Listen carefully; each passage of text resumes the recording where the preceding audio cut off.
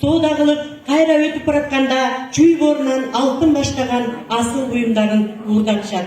Ошол кезде каардуу Байтик Солто элин солт кедирбей билип турган.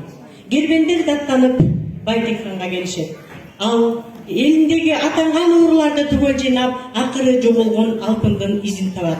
Бирок ал алтынды өзүнө сиңирип калыш үчүн ууру табылбады, уурдатканыңарды төлөп берели дейт.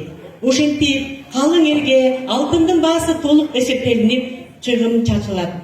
Андан сырткары 40 чарак Турпаны ханына бир кыз тартуу кылынат. Ал кыз Ашкан Кошокчу, сулуу, ырчы, Айсары деген тойчук дегендин жалгыз кызы болот.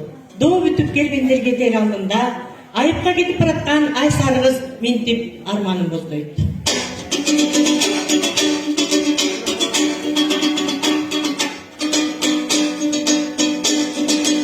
Айланып бүркүт жели дойной,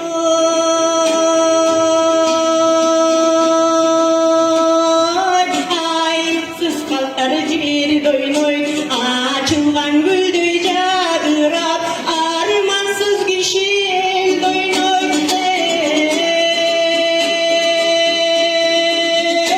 Ак чүлмү кылып адамды айткылагандай кен дойной, ач көрүшүп шипкен дойной,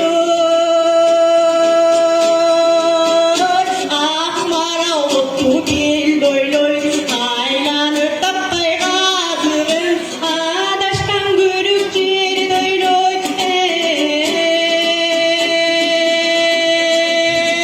Азапка түшкөн мен шорду армандан башка эң ойной.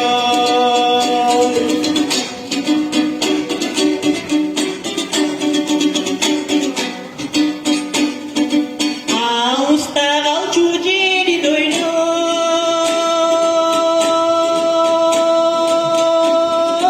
агайын тууган эл дойной, алышып бирге ойногон асыл кичтиң туштиң дойной.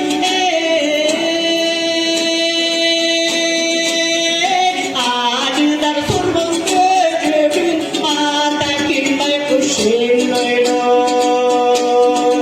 Аттан айгайра толсочу,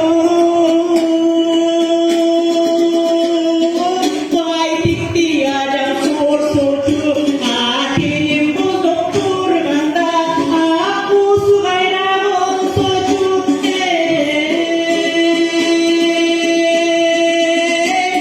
Улуттай кетти шоржуну, уялаш бирөө болсочу.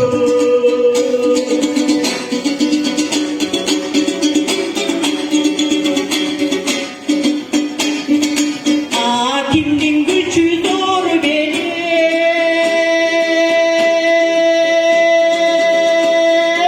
алсыздарға кор берет, ак беттер элим кайган, алдымда коткан шор берет.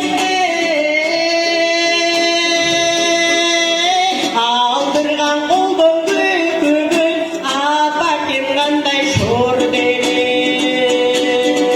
Айына жылан ордолоп,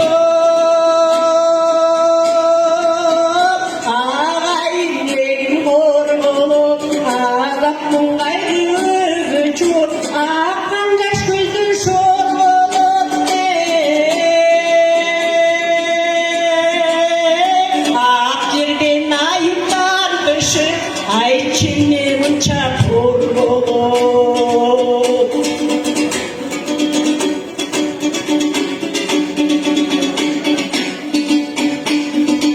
Ак жибек боосун чалчу ким, ак билек боосун чалчу ким, ажыдар соруп баратат, ара чагылып калчу ким.